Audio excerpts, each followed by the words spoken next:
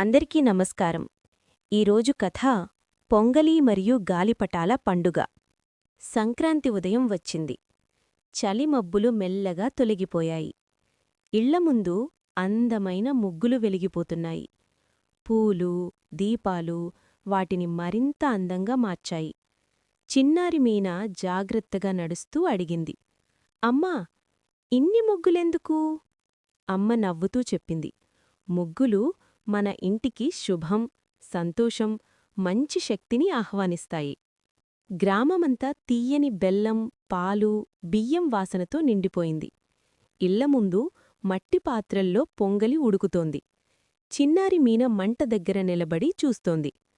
పాలు పైకి వచ్చి పొంగి పొరిగిపోయాయి. అందరూ ఆనందంగా అరవడం మొదలుపెట్టారు. పొంగలో పొంగల్! మీన నవ్వుతూ అడిగింది, అమ్మా, ఎందుకందరూ ఇంత సంతోషంగా ఉన్నారు?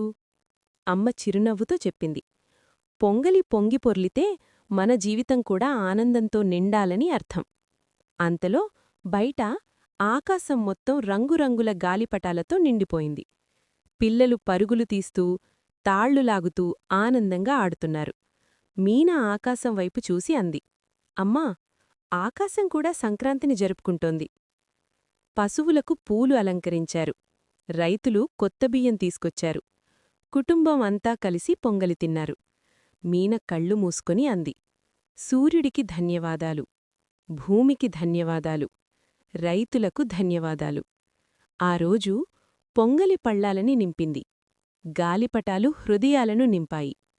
నీతి: ప్రకృతిని, రైతులను గౌరవిస్తే మన జీవితం ఆనందంతో నిండుతుంది. ఇలాంటి కథల కోసం ఏఆర్ సోల్ ఫ్రేమ్స్ ఛానల్ని సబ్స్క్రైబ్ చేసుకోండి. ధన్యవాదాలు.